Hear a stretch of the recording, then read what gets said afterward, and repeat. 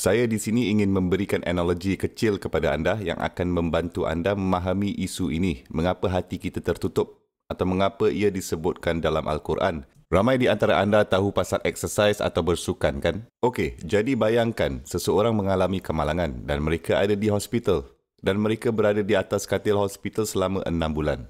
Dan mereka tidak menggerakkan kaki mereka selama 6 bulan sehingga setahun. Dan ketika mereka bangun berdiri, adakah mereka akan dapat menggunakan kaki mereka macam biasa? Tak kan?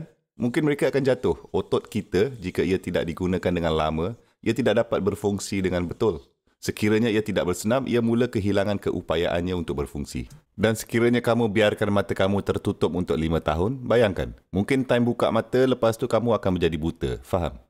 Keupayaan untuk menerima bimbingan, kemampuan untuk berfikir dengan cara yang tidak bias, dengan cara yang adil dan saksama dan masuk akal adalah otot yang diberikan oleh Tuhan. Kita mempunyai otot rohani yang kita ada, otot intelektual yang kita ada, dan orang-orang pada masa kehidupan Nabi SAW dijemput untuk eksesiskan otot itu. Dan mereka tak mahu, mereka tolaknya untuk eksesiskan kemampuan untuk terima dan mempertimbangkan kebenaran dengan serius ketika kebenaran sampai pada mereka. Dan kamu terus menafikan untuk senamkan kemampuan itu yang anda ada di dalam diri anda. Kamu tak mahu berfikir, kamu menolak untuk berfikir, kamu tak mahu menggunakan hati kamu tak mahu menjadi ikhlas. Dan teka apa? Akhirnya hati kamu tidak lagi mampu untuk berfungsi seperti mana yang ada pada asalnya ia mampu buat. Kamu kehilangan otot itu, kamu kehilangan kemampuan itu. Dan itu adalah cara analogi untuk menerangkan apa yang berlaku dan bermaksud apabila hati dimeteraikan. Ia sebenarnya bukan bermaksud bahawa seseorang mempunyai sistem kepercayaan lain dan oleh itu hati mereka dimeteraikan. Itu bukan kesnya. Seseorang atheist boleh menjadi atheist atas sebab falsafah atau atas sebab psikologi. Dan kita tak tahu apa yang sedang berlaku di dalam hati seseorang. Kita tak akan tahu punya. Dan hakikatnya mengenai isu ini pasal siapa yang hatinya tertutup rapat dan hati siapa yang tidak ditutup. Contoh kegemaran saya, contoh dalam Al-Quran adalah contoh watak yang paling terburuk yang mungkin disebut dalam Al-Quran. Fir'aun. Kan?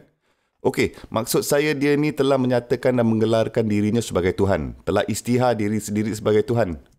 Juga telah melakukan pembunuhan beramai-ramai. Genocide besar-besaran. Hedonisme, kesombongan, ego, kamu sebutlah apapun nilai buruk yang ada. Dia ni miliki kesemuanya. Namun ketika Musa AS dihantar untuk bercakap dengannya, Musa AS tidak sepatutnya menilaikan apa yang ada di dalam hatinya. Dan beliau memberitahu Fir'aun, Qul hal laku ila antazakka.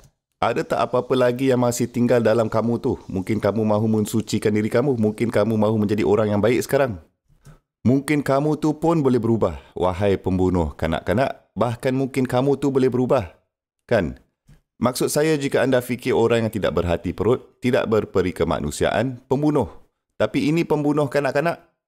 Boleh masuk akal ke? Memang tak dapat nak dibayangkan.